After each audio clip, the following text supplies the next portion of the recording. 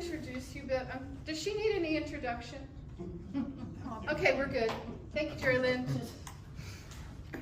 I am just always delighted to have an opportunity to talk about Stafford history. I've been doing this now for right at 40 years, and I never tire of it. I'm constantly learning something new. I enjoy helping people with queries when they come to me, because from those queries I continue to learn.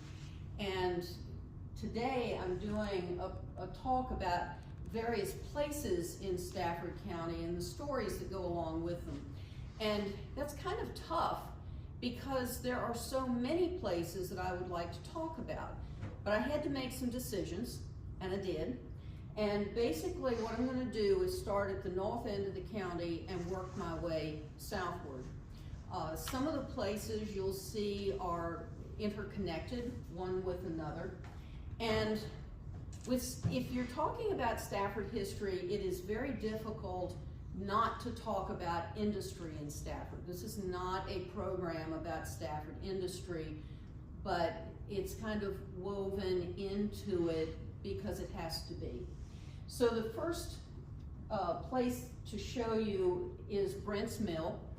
If you are familiar with Decatur's Seafood off the Widewater Road going up that way, what I think I have finally figured out is that this dirt road that comes around here is Decatur Road. And if you were going this way, Widewater Road is over here. It was called Brent's Mill. It was a part of the Richland Tract, so it's sometimes shown in the records as the Richland Mill. After the Civil War, it's referred to as Baker's Mill because James Baker was running it. It burned right around 1901. We don't know exactly when it was built, but there is a reference to it in 1776, so it predates that time.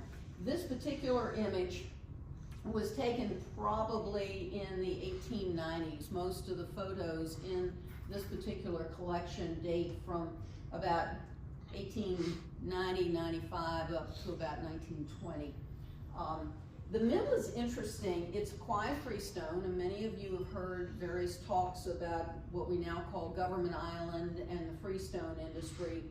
This particular mill is built out of what we call rubble freestone. So it's what was left over after the quarrying was done to sell the good stuff commercially. So they used decent blocks to make the coins on the corners of the building, but the rest of it is almost all what we would call spall stone or rubble stone. And I did not bring my remote control, so I'm going to have to do it this way. Oh, it's important to note, this was the Walmart of Widewater. There is a business ledger for this facility that runs from 1804 to 1806. It's over at University of Virginia. And if you wanted it, they had it. If they didn't have it, you didn't really need it. So if you needed to get your horse shod, they had a blacksmith on staff. If you needed some lumber, there was also a sawmill associated with this. I don't think the sawmill was in the same building. That building's not big enough for it, but they were sawing lumber, would have been water powered, probably same water source as this mill. If you needed to borrow an ox and a cart to haul something somewhere, you could do it right here. In the 18-teens, they were also running a distillery here. It also functioned as a general store, and it functioned as a post office. So they pretty much had you covered. You didn't need to come out of Widewater too often to get what you needed. Then I want to talk about Concord. Concord can kind of be the poster child for Quiet Creek.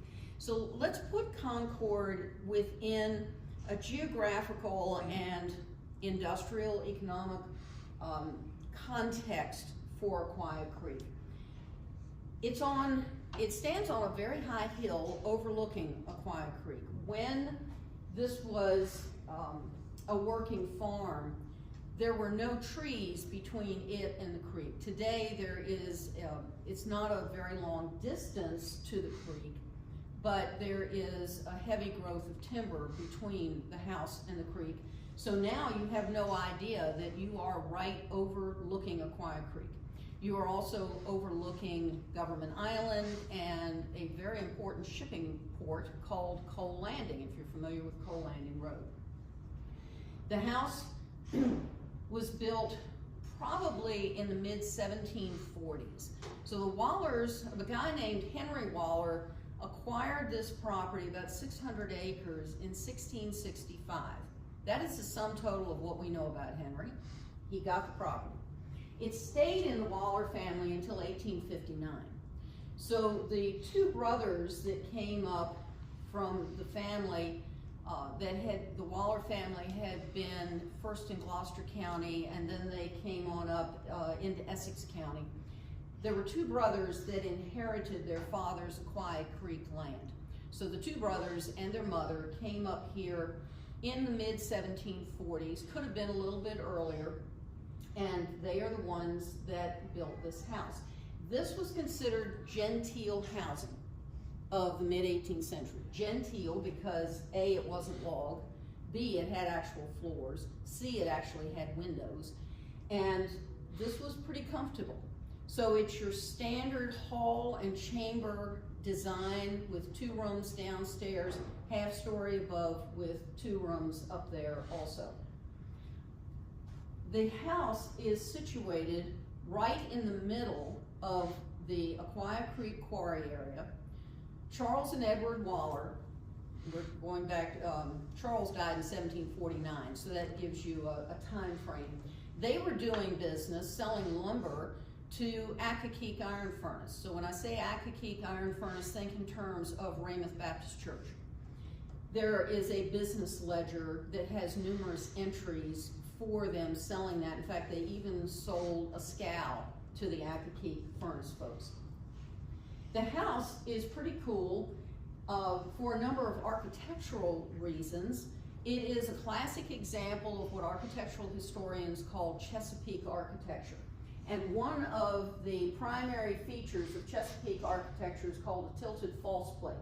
So in this line right along in here and on the other side of the house as well, where the tie beams or floor joists come across, they notched each one of those, and then with the rafters coming down, they notched the rafters, and then this timber is square, and it's in obviously the diamond pattern, and it is set down in the notches and pinned with a wooden pin or a peg, and then the rafters sit atop of it.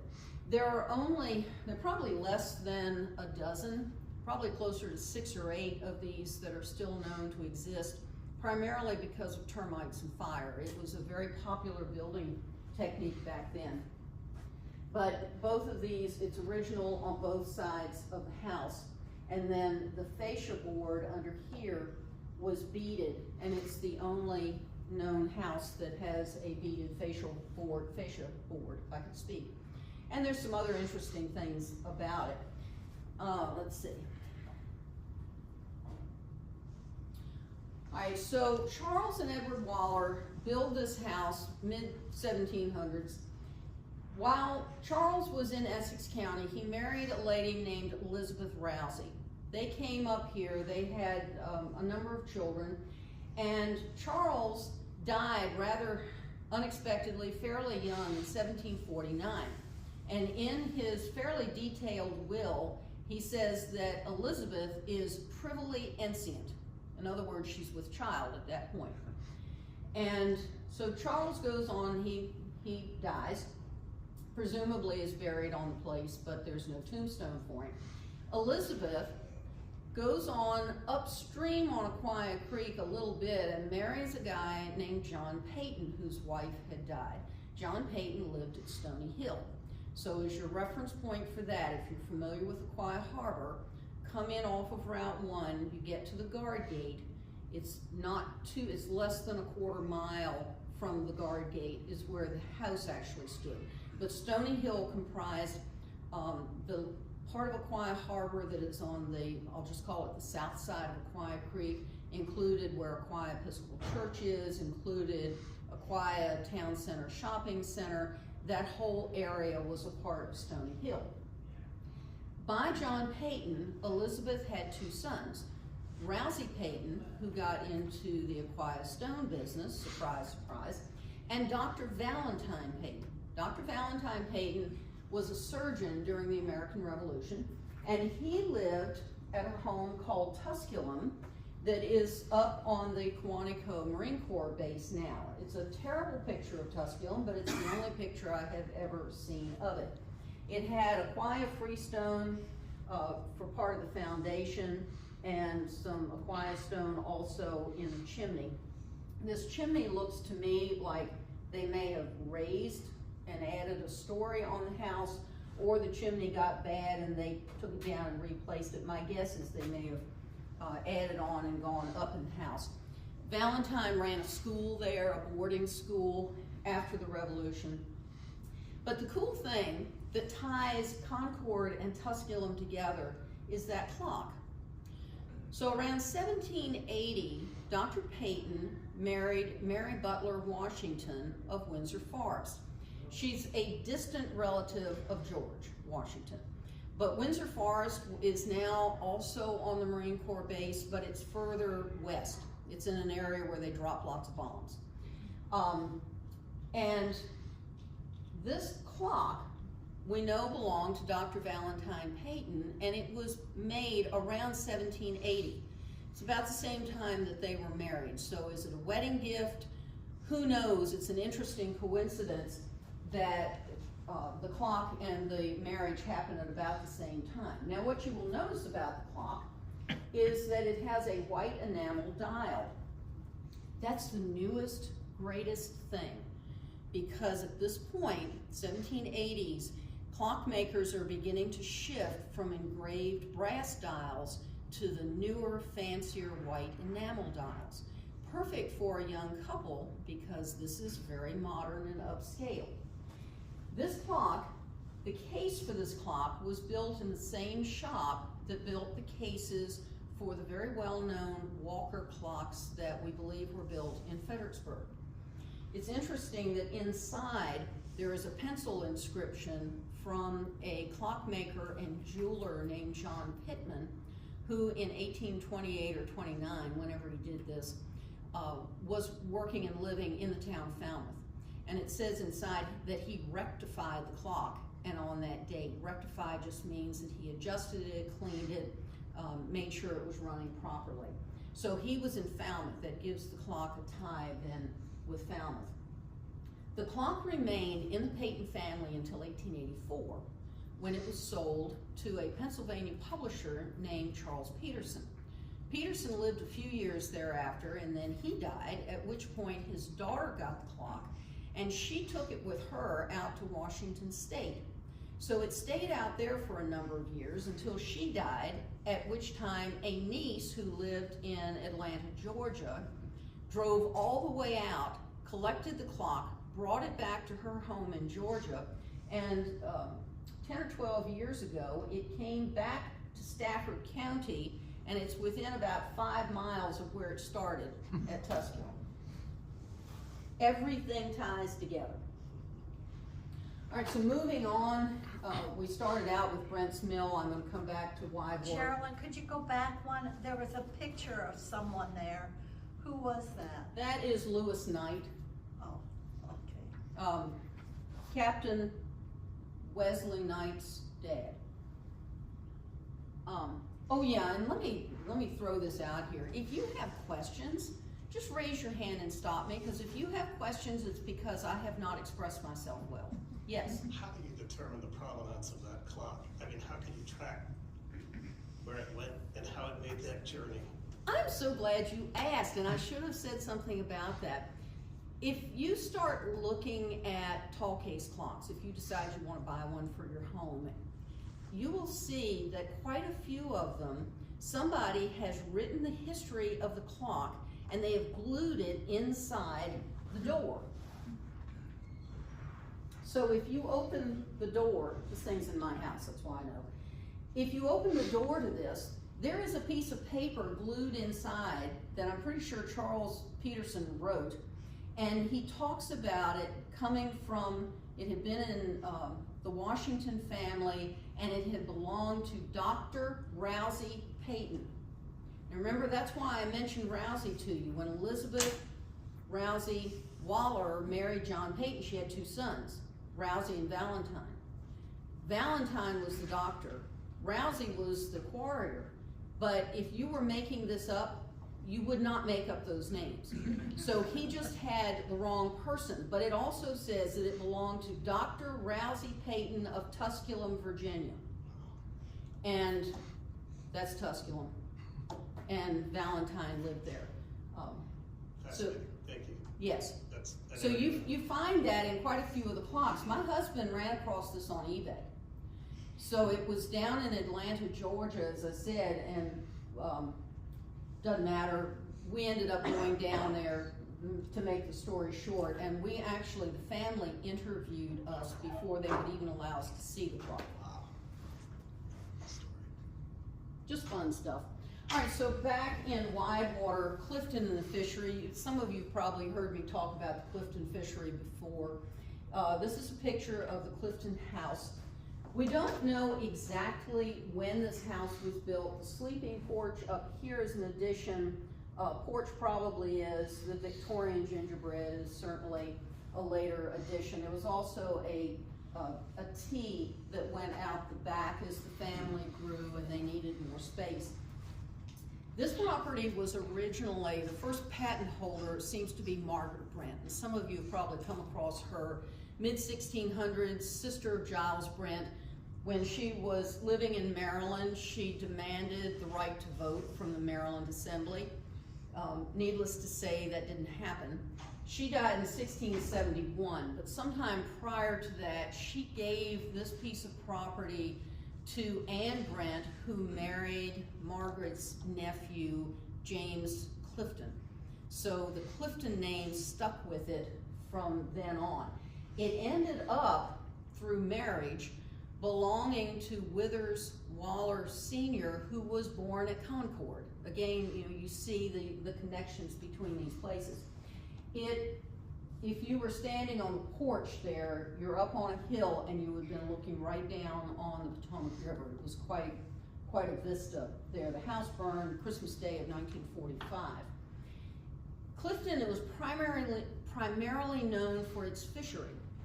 Now, there was a fishery operating there at least by the mid-1700s. Don't know a whole lot about what was going on, but by the time we get into the 1820s and so, we know that they are fishing commercially there. Clifton had a just tremendous expanse of beachfront. So it was perfect for these big seine nets that they were working. So these guys down here, this picture was taken around 1901, somewhere in there. And the net that they are bringing in is a little over a mile in length. Huge operation. Now, they were running this thing before the Civil War. Obviously, that causes an interruption. And the family came back after the war, and miraculously, they still had a house that was more fortunate than a lot of Stafford residents. They didn't really start up the fishery again until 1872. The economy just wouldn't support it, the local economy, but this is the RF&P railroad track right there. So in 1872, the RF&P extended the tracks from where they had stopped on Aquia Landing across Aquia Creek, brought it right up through the Clifton fishery, and all the folks at Clifton had to do to get stuff loaded on the train was to go out there and do this when they saw the train coming. All right, they had an arrangement. They could also get on the train and ride to Washington if they wanted to, just doing the same thing, over here. So the railroad then opened up markets for those fish. A lot of them went up to Alexandria, but they're getting shipped all over the place. There were also lines of wagons that would come each fishing season and line up on the dirt lane that went back to the Clifton house from Whitewater Road. It was probably close to a mile in length. They would line up on both sides of that road, and they were coming out of Culpeper, Fauquier, and other areas. They'd come in there once a year and buy hogsheads, big barrels of salt fish, and that was their fish supply for the year. Just to give you an idea of some of the catches, how many fish they were getting out of Clifton, these are from fishery reports as well as newspaper notices. 1854 to 1860, average catch was over 1 million of herring and 30,000 shad. Shad brought extra money. Between 77 and 78, you're looking at 800,000 to 1 million in herring, so you can see it kind of dropped off there a little bit. But look at 1903. They've caught a total of nearly 2 million fish just from Clifton. Before the war, fish sold for $5 per thousand, and after the war, they sold from $2.50 to $3. And I'm sure they were grateful to get that. This is just for fun. I trained and showed horses for about 30 years. And, well, thank you. That is hands down the ugliest horse I have ever seen. That was one of the Clifton fishery horses because the nets were so heavy that they actually used horses on a turnstile to crank the nets in until they got them up close enough to shore that they could put rowboats out there, and the men would go out with dip nets and dip these fish out of there. I would love to know who the little child is sitting on top of it, and I don't know how he or she managed to sit on that backbone, because that would have been like sitting on a knife. Truly ugly, ugly horse. All right, so I can't help myself. When I talk about Stafford, I have to talk about industry, which includes primarily iron and freestone. So this is a site called Rock Rimmon. It was adjoining to Mount Pleasant, and you're thinking, so? Well, if you think in terms of a quiet overlooked subdivision, that's what we're talking about, that area. Those properties adjoined, they were heavily, they had lots of freestone, we'll put it that way. The Great Rock patent, or Brent's Rock Rimmon patent, he got in 1654, and even from the very beginning, it's known in the surviving records as Brent's Great Rock patent. The reason being that as you come up Aquia Creek, if you're coming upstream, this is going to be on the right-hand side, there is still a massive ridge, a high ridge, that comes to the creek, pretty much perpendicular to the creek. That is Brent's Great Rock. It is a massive nose and ridge of sandstone. So there is a record that from the 1700s that somebody talks about when the sailors came up the creek, they used that massive stone outcropping as a marker. They knew where they were. That's why when we talk about the freestone industry, and people say, well, how'd they know it was there? Well, that's how they knew it was there, because it was towering over them as they came up Aquia Creek.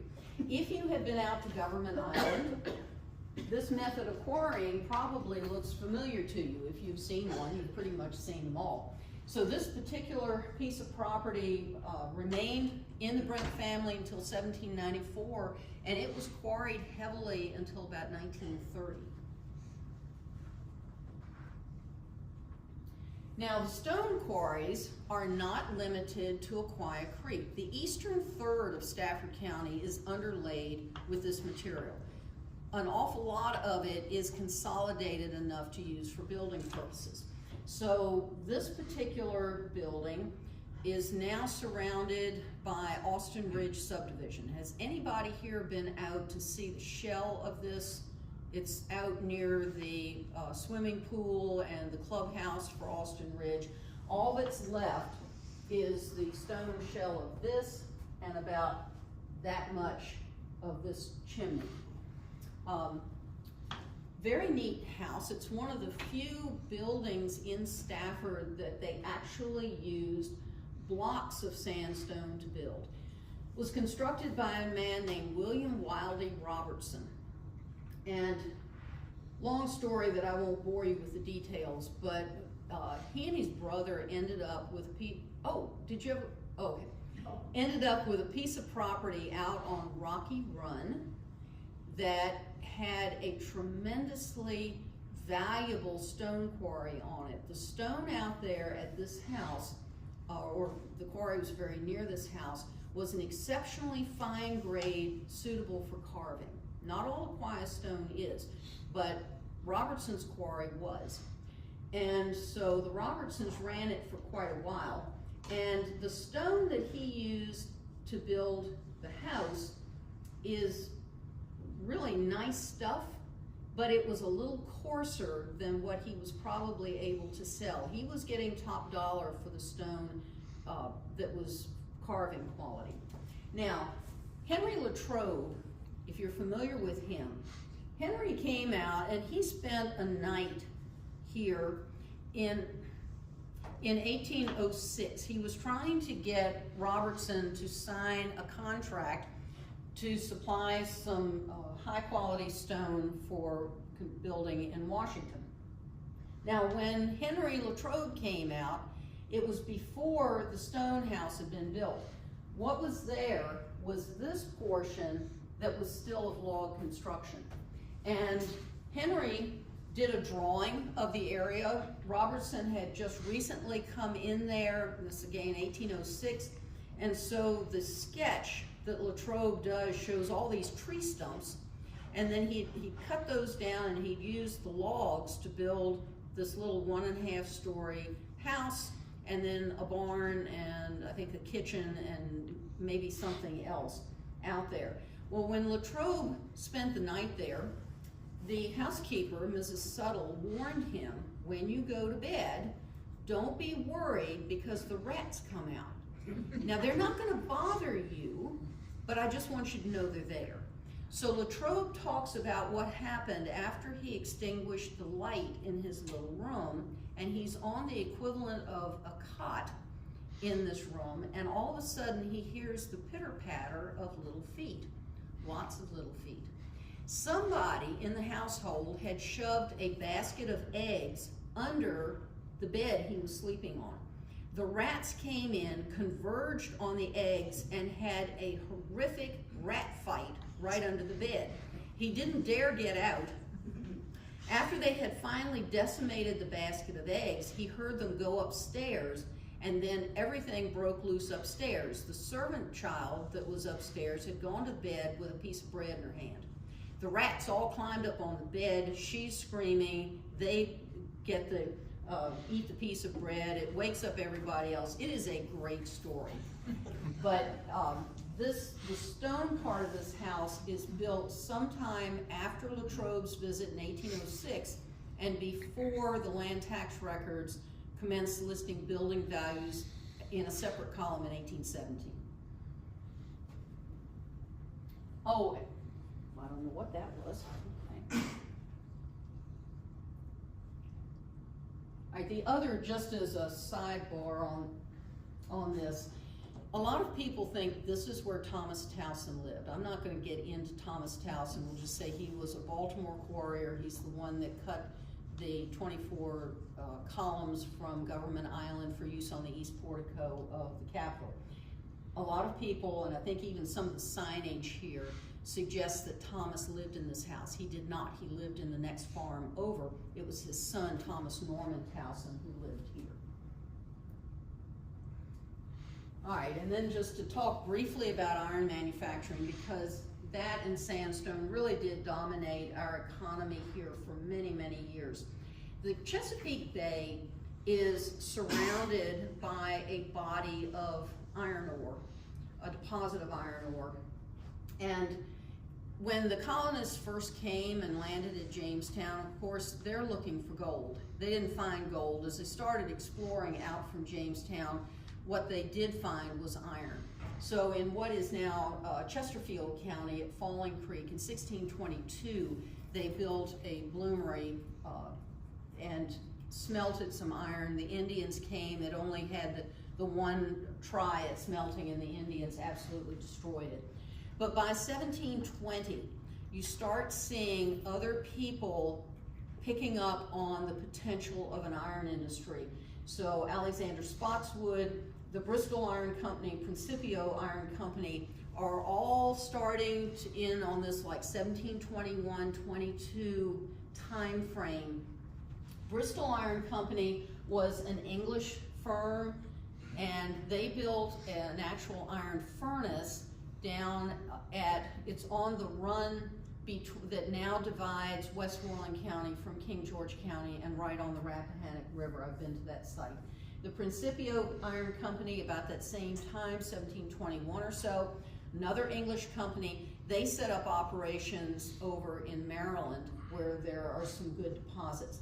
The Principio Iron Company decided that they wanted to expand their operations, and there was a young man, by the name of Augustine Washington. Augustine Washington was on the ground floor with the Bristol Iron Company when they briefly opened, and they ran for maybe 2 seasons, would have been about all. But Augustine Washington was very young. He was in his early 20s. But I think that is what that association with the Bristol partners probably opened the door to the Principio partners, because Augustine knew that there was iron over in Stafford County. So that is how we ended up with the Accokeek iron furnace. Now, this is not a picture of the Accokeek furnace, but it is sorry about this. It's a really cool picture. This is a very typical charcoal-fired blast furnace. If you've seen one of them, they're all 18th century. If you've seen one, you'd have seen absolutely all of them. So this is the opening from which the iron would have been tapped. You can see the people down here to give you an idea of the size.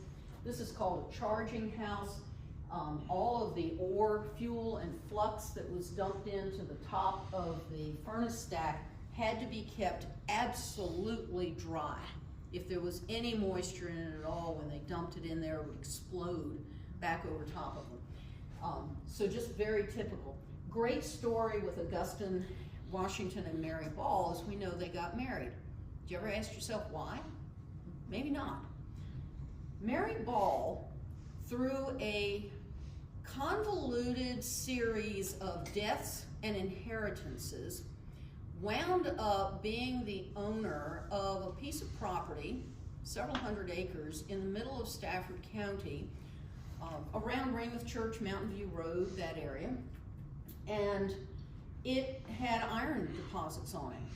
Well, lo and behold, in the early 1720s, Augustine Washington is talking with Bristol Iron Company, and he says, I know where there's some iron ore. And at this point in time, if you were a woman and you owned something, I mean, literally the shoes on your feet and the clothes on your body, when you married, all of that belonged to your husband.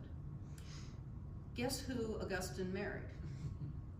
He then proceeded to execute a lease with the Principio Iron Company. It's one of the documents that still survives in Stafford County, and I love it.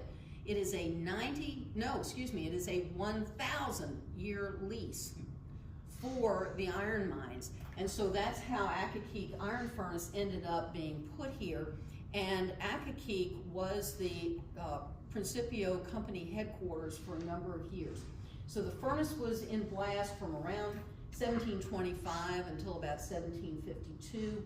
There was a large company store that was affiliated with it, and the business ledger for that survives in the Delaware Historical Society, runs from 1749 to 1760. It's about 300 pages long, and it's just a fascinating document. But the two things that sold the most over that time period was chocolate and shoes. Hundreds of pounds of chocolate went out of there. All right, next year is the VA 250 event, and in this region, Hunter's Iron Works is going to be the focus of that. And there's been a fair amount of confusion between James Hunter and a guy named Charles Hunter, who came along later. And it doesn't help that if you know, familiar with the Rappahannock River, there's Locks Island that sits squarely in the middle of it. All right, James Hunter and his ironworks were on the Stafford side, right next to Locks Island. So that's all his facility. During the American Revolution, it was one of the leading producers of weapons, supplies, equipment for revolutionary troops. Later on, another guy named Charles Edgar Hunter comes down out of New York. He's also in the iron business, of all things, manufactures the Farmer's Friend plow, which was very well known for opening the Great Plains out west. And he bought Locks Island, and people get very confused about James Hunter and Hunter's Iron Works and Charles Hunter and Locks Island.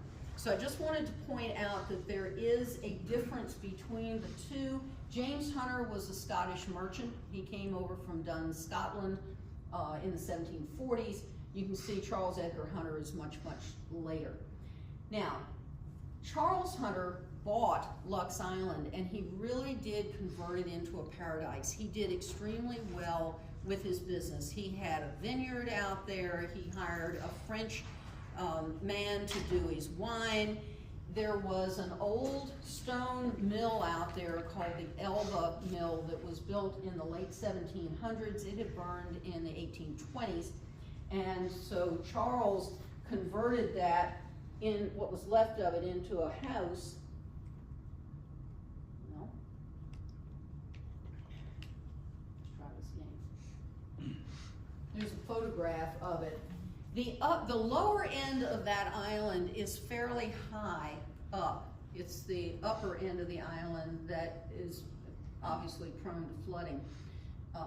But this was quite a place. He had a fish pond there that you can see, and the driveway. He built his own bridge from the Spotsylvania side over to the island, and then had this lovely home out there. All right, so we'll change gear and talk about courthouses briefly. There have been quite a few of them in Stafford. The first one, when the county was created in 1664, it required that a courthouse be set aside or be established for the new county. We do not know if that was at what is now past Patanzi, or if it was on a property that was known as Salvington. We simply do not know. There are no records. But in 1692, because of something called, well, it was one of the Acts of Ports that ordered a port town built at Marlborough. They think in terms of Marlborough Peninsula. Well, the folks in England who were ordering the placement of these port towns had no concept as to whether folks could get to and from said port towns. So even though they ordered one to be built at Marlborough, it was too difficult for people to get in and out. That building, well, actually the whole town, caught fire in 1718. And so the folks here in Stafford decided, we're not going to put the courthouse back over there. It's too difficult to deal with getting in and out of Marlborough. So they came back on the south side of Potomac Creek to Salvington, which was about between a mile and a half upstream from Belle Plains. And they built a courthouse there around 1720. It caught fire and burned around 1731. So it was rebuilt, same site. And the next one burned around 1744. The Smithsonian studied all of this, so that's how we get it. And then we have some county records. They rebuilt it in 1750, and it was within a couple of days of turning over to the magistrates and county officials when an indentured servant named John Holt ran away from his master, John Grigsby, down there in White Oak, and had nothing better to do, so he set the new building on fire. There is some great deposition that was collected for that, and poor John was subsequently executed in Williamsburg for his activities. So they rebuilt it. It was functioning by 1752, same site, and that building was used by the Ohio Company. Ohio Company membership they were some of the leading Virginia folks at that point in time. The Washingtons, Fairfaxes, Thorntons, and so forth, and the objective was to get the Ohio Valley settled. I'm sure some of you have seen, there's some documentaries and whatnot about that, but that's where that group met for a number of years. Finally, in 1777, there was a county boundary change that adjusted the boundary between King George and Stafford County, making the new boundary Muddy Creek. When that happened, that required a relocating of the post office, not the post office, don't know where that came from, the courthouse, to be closer to the center of the county. So that's how the courthouse ended up where it's presently located now. So they met between 1777 and 1783 in a little building outside of William Gerard's Ordinary. So if you know where the current courthouse is, think Fastmart or Valero across the road. That's where Gerard's Ordinary was, and that's where the court met for several years.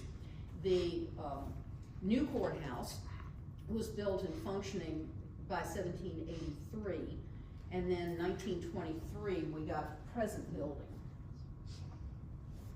All right, so just as a point of talking about architecture and these 18th century courthouses, this particular one is the King William Courthouse, which still exists. If you have been to the courthouse in Colonial Williamsburg, that is a T-form courthouse. They were very typical in Virginia in the mid-18th century. The one in Williamsburg does not have the arcaded porch across the front, and the one that was built in Stafford County didn't either. But the point being, you had this long part, and then you had the leg that went out the back. Come on. This is where the magistrates sat. Truly, they did. You can do it. Okay. So the magistrates are here. It's where the bar is. Cases are heard, and then just like the one in Williamsburg, there's the area for the jury, the audience, and so forth. And then there are two rooms on either side of the door into it. One side is used for a jury deliberation room. The other side is used for a clerk of court's office. So this is Stafford's 1783 courthouse. Did not have the arcade. The portico over the front door was the brainchild of the clerk of court, C.A. Bryan, around 1900 or so. I really wish he hadn't done that, but he was so proud of it. This is a secondary clerk's office that was a separate brick building. Architectural historians believe it may date from like the 1840s. We have very few records from the 1840s. But this is US Route 1. And you see a path that comes across.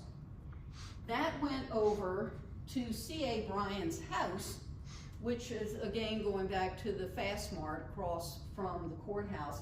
And he's got some planks there, I think maybe to keep his feet from getting so muddy. But I'm pretty sure that he wore that path into the road. Oh, let's see. The trim up here is Aquia sandstone, and trim around the doors and windows was also Aquia sandstone.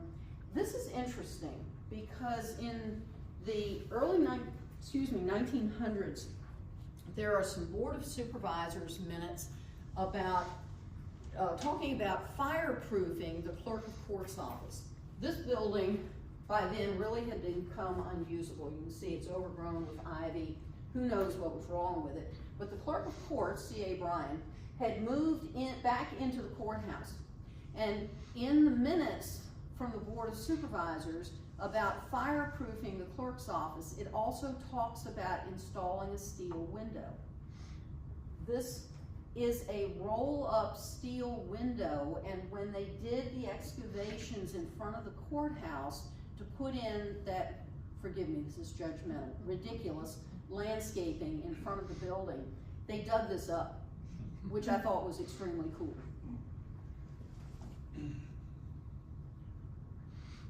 This is the 1783 jail. Somebody on the photo wrote 1866.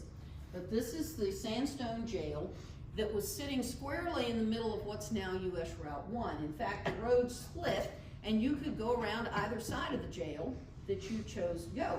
There was one room upstairs and one room downstairs. Built of a quiet freestone. My hunch is that this stone came from the wayside. When you go north on Route 1 from the courthouse, US Route 1 divides, and it comes back together when you get up to the Stafford Post Office and the Wawa and the Wise and so forth. Well, in that wayside and on the east side of that, there was a large stone quarry, sandstone quarry, in the 18th century that happened to be owned by the then clerk of court. It was very convenient.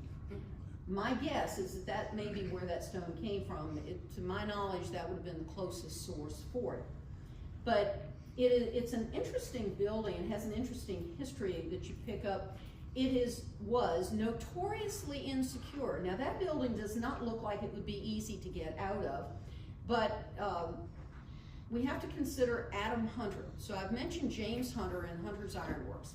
James Hunter died in 1784, and he left a very convoluted and difficult estate. His brother was Adam Hunter, and Adam Hunter was one of the administrators of the estate. Now, this is a time period that if somebody brings suit against you in court, that very often the defendant is locked up in jail until the court date because they want to make sure that he's there to stand trial. So they had collected Adam Hunter and they had stuffed him in the Stafford County jail. Well, that's not a big deal, but Adam escaped in 1791. The only reason that that is worthy of telling you about is that by 1791, Adam had suffered several strokes that had left him essentially paralyzed and bedridden. And he still managed to escape from the Stafford County jail. And I don't like working from notes, but this was too good a quote not to use. In the Fredericksburg Circuit Court archives, there are records about the particular case that Adam was locked up for. And so he escaped, and the sheriff at that point was Colonel Enoch Mason. And so the arrest warrant is in the file in the Circuit Court archives, and as a kind of a notation written, I think up the side on the back, it says, "I have not since been able to find him, Adam, either with this summons or with an escape warrant which is in my hand," unquote. I guess he showed up at some point. The other fun one is Ella Chu. If you are familiar with Oakenwold, that building has now been destroyed for a data center. Was over close to the airport and the Amazon building. Ella was a servant. This is post-Civil War, obviously, 1880s. She worked for the Mancure family at Oakenwold. And I won't go into the details, it's too long, but she got a little miffed over a couple of things that were going on there. And so she set fire to the barn, burned it down, and she tried to set fire to the house, but they got that put out before it did any damage. So Ella was arrested and she was installed in the Stafford County Jail, apparently in the downstairs cell. During the time that she was in there, which was a couple of months during the trial and so forth, Ella set fire to that building 3 times. Now the first time, she took kerosene, poured it on the wooden door, and set it ablaze. Now my question is, why was an arsonist left with kerosene and a fire source? But she did it 3 times. The second time she did it, she managed to burn a hole in the wood floor and somehow crawled up, and when they found her the next morning, she was upstairs, buck naked. She was quite something. She ended up in the penitentiary. This building was dismantled in 1923 when they built the new courthouse, and they were also improving or building US Route 1. Try to make this short as I can. These are a couple of really neat guys. Richard Hewlett Bryan was the father of Charles A. Bryan. Charles was clerk for a number of years. He feels like a very dear friend to me. I do, most of my work, as many of you know, is with land tracts and industries. And so I was in the courthouse working on a piece of property called the Mary James Tract. Mary James, never married, owned a piece of property about 600 acres that includes where the log cabin restaurant, the regional jail, the courthouse road, I-95 junction, also included part of I-95. The cemetery for that old place was lost to construction of I-95, so that kind of gives you an idea of what was going on. So she had a nephew named Dade Ho. She left a very convoluted will, and her estate stayed open for 60 years because of all of the provisions that she'd written in. Basically, the property ended up passing to Dade Ho and his brother, and then it would pass finally in fee simple to whichever one of them outlived the other. So the one that outlived the other was Dade. Dade was up in Prince William County near Occoquan, and he and one of his family slaves, Henrietta Greenhow, ended up living together. They had a large family. Interracial marriage was not possible at that time, but they lived as husband and wife for years and years. So around 1855, after his brother died, Dade came on down to Stafford and he moved into Mary James's house. Now Mary had set aside some interest-bearing bonds and had her administrators put those in a bank in Fredericksburg, and that was the money that was used to pay the land taxes, i.e. real estate taxes, on that 600 acres that Dade Ho then had. Interracial marriage finally became legal in Washington, D.C. So in 1875, they got on the train and they went up to Washington. They were married. Their marriage license is on file in the Fredericksburg Circuit Court archives. But by the time they got married, their 9 or 10 children were already grown. All right, and that matters because Dade died in 1881. The family could not afford to pay the land taxes on that property that most of them still lived on. So the heirs asked the last surviving administrator, Walker P. Conway, to turn over the bonds, to put those bonds in their names so that they would have the money to pay the taxes. Conway wasn't at all sure that this was legal by Virginia law. And so it ended up becoming a test case in Virginia, and the court found that Dade and Henrietta had a family, but that they had avoided Virginia law by going to Washington to be married. And because interracial marriage was not recognized in Virginia. Therefore, according to Virginia law, their children were not their actual legal heirs. So they had no money to pay the taxes. So come 1888, they are behind in their taxes. Now, if you live in Stafford and you get Stafford tax bills, this is going to sound kind of ridiculous, but they owed $33.36 for 600 acres of land, and they couldn't pay it. So in 1890, this is where my radar started clicking in. 1890, the property was sold at a tax sale. And who bought it but C.A. Bryan, who was clerk of court? And I thought, my goodness, I feel like I know this man. Why isn't this a conflict of interest? And he bought it and for $33.36. And I thought, what is going on here? Well, there was a law that if you bought something at a tax sale, you had to wait 2 years before you did anything with it, so that if the family was able to come up with the money and pay the bill, that they could get their land back. It was very reasonable. So during that 2-year waiting period, CA had the property surveyed and divided into 10 parcels.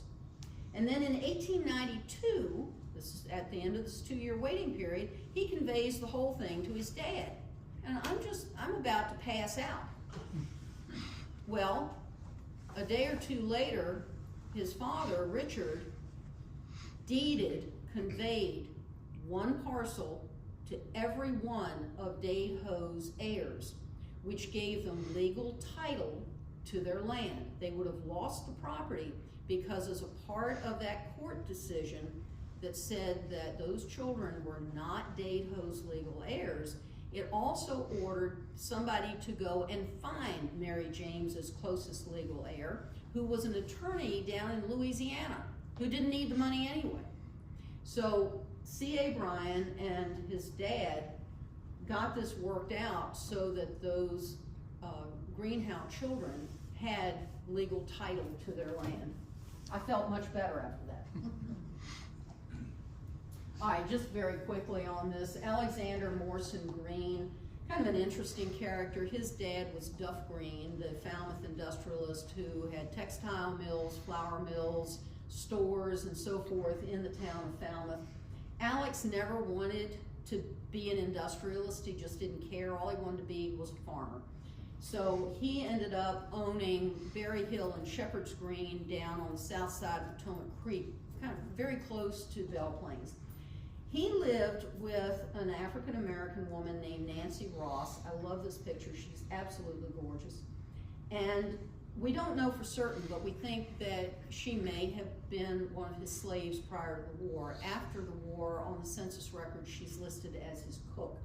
They had about 10 children, one of whom was William Carter Ross, who went out to Oklahoma, became a Buffalo soldier, and did extremely well for himself. And one of his great-granddaughters, I know, she comes over here periodically, neat lady, but just a fun story. So Nancy is buried just east of Brook. If you leave Brook going east, I guess it is, east on Brook Road, on the right-hand side, there's a little road that runs back called Bexley Lane, and Nancy Ross is buried back there. Chestnut Hill and Ellerslie, cool old place. If you know where the FedEx building is near the airport, this stood on the hill right behind the FedEx building. It was torn down a couple of years ago. Quiet sandstone. And the Wallace family, Dr. Michael Wallace, acquired this property in the 1740s. Not this particular house, but the property in general. The family history was that he and his family lived on the Chestnut Hill tract while they were building Ellerslie, which became their primary home. Ellerslie is still standing, very much loved and cared for, but it is buried within England Run subdivision. But the Chestnut Hill tract is, Chestnut Hill House was really an interesting old thing. Based on the land tax records, it looks like the older part of the house was built around 1838. This front piece here was built in 1850. We know that because there was a stone in the wall that said built 1850. One room on each floor. So you had to go upstairs from room to room. There were steps here. There was a tiny little porch here and a door that you could come out. There was a tiny little porch here and a door that you could come out of. It was still occupied in the early 1930s when it was photographed for the Work Project Administration, but certainly had been abandoned by the 1960s. And in 2003, Hurricane Isabel threw trees all through it and really did a lot of damage. The interesting thing about the stone in that house, it is Aquia sandstone, but it's a different kind of Aquia sandstone. And it came out of the Ravenswood Quarry. Where is the Ravenswood Quarry? So if you are southbound on 95 and you take the airport exit, I think that's what it's called, I don't drive 95, but the ramp that they put for the airport, that ramp went through the Ravenswood Quarry. So when they built that ramp, they dug up massive pieces of Aquia sandstone, and that was what a very thoughtful person involved with the Ferry Farm project said, oh, we can use this. So they got a lot of that stone, and that's the stone that was used to build the foundation under the Repro Ferry Farm house. It is an unusual stone in that it is super, super hard. Unlike what you get on Rocky Run or Aquia Creek that you can work pretty easily with hand tools, this stuff is a bear. And you really notice it. We ended up with a fair amount of stone out of that building. It's remarkably hard. None of that stone went to Washington. It was too far inland. They couldn't get it out to the ships from there, but they wouldn't have used it anyway up there because it was just simply too hard. All right, I've kept you way too long. This is another Aquia sandstone building in Falmouth.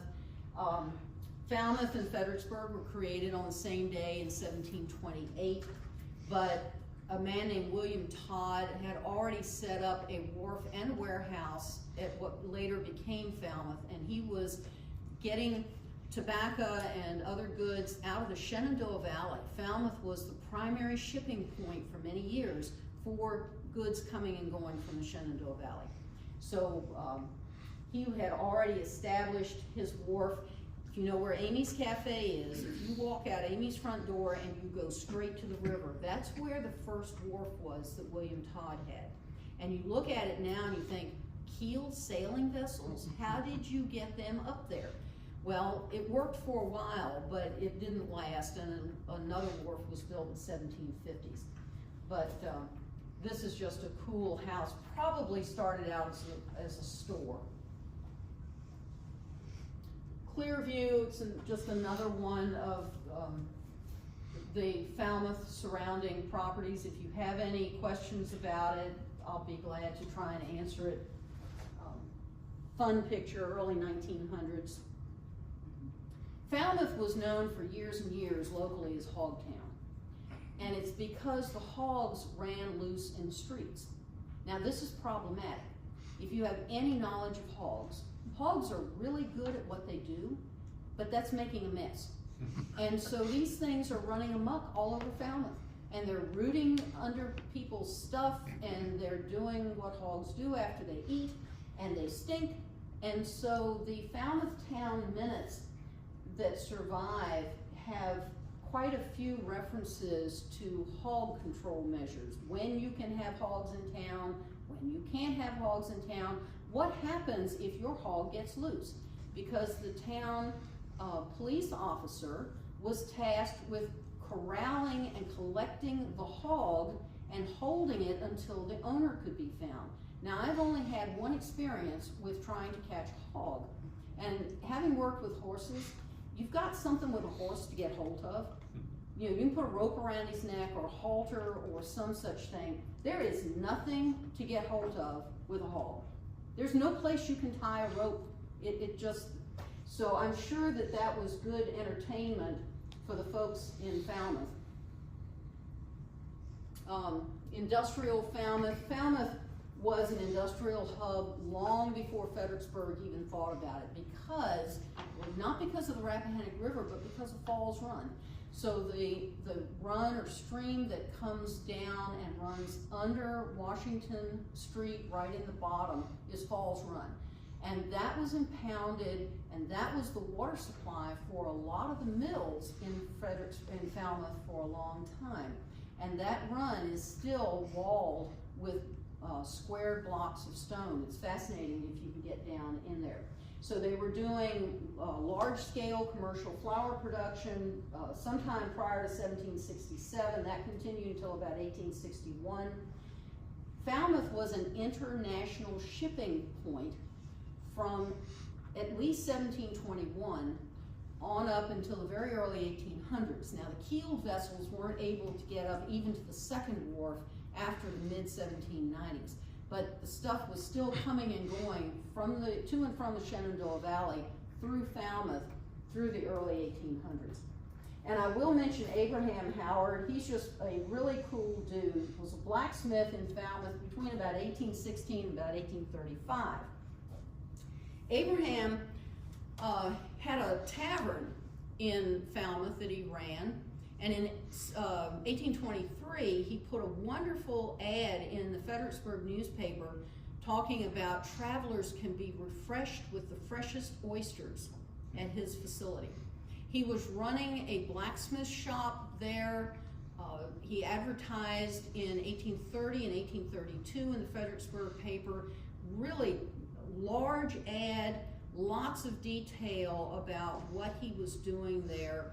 And it says in there that he trained in Baltimore and Philadelphia. His shop was right behind Amy's Cafe, which is where the mills were, and he advertises that he is making and repairing the gearing for those mills. He's also manufacturing wagons. And blacksmithing and wagon making are they're labor intensive. They need manpower. And for a brief time, Abraham Howard, even as a free black, was one of the largest slaveholders in Stafford County. So I believe it's 1832, he's listed on the personal property tax records as having 11. Now that's at a time when most white folk didn't own any. So it really says a lot for the scale of the business that he was running there.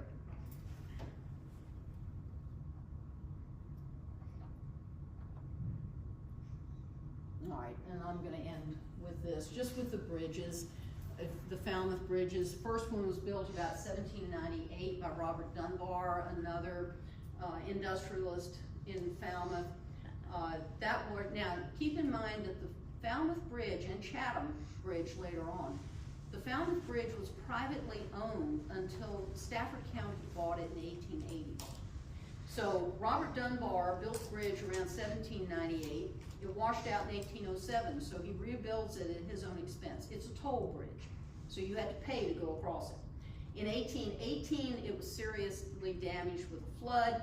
1861, it washed out again. 1886, Stafford County bought it. It had belonged to various people. It started out with Robert Dunbar, then Murray Forbes had it for a period of years, and then Benjamin Ficklin of Belmont, bought it and kept it going for a while. Washed out again in 89, washed out again in 1893.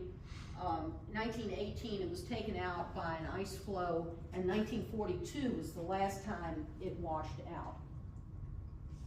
So we'll just end with this. This is around 1900, so you can see it's a steel truss bridge on stone piers, and this is a picture of the ice dam in 1918 that took out part of it.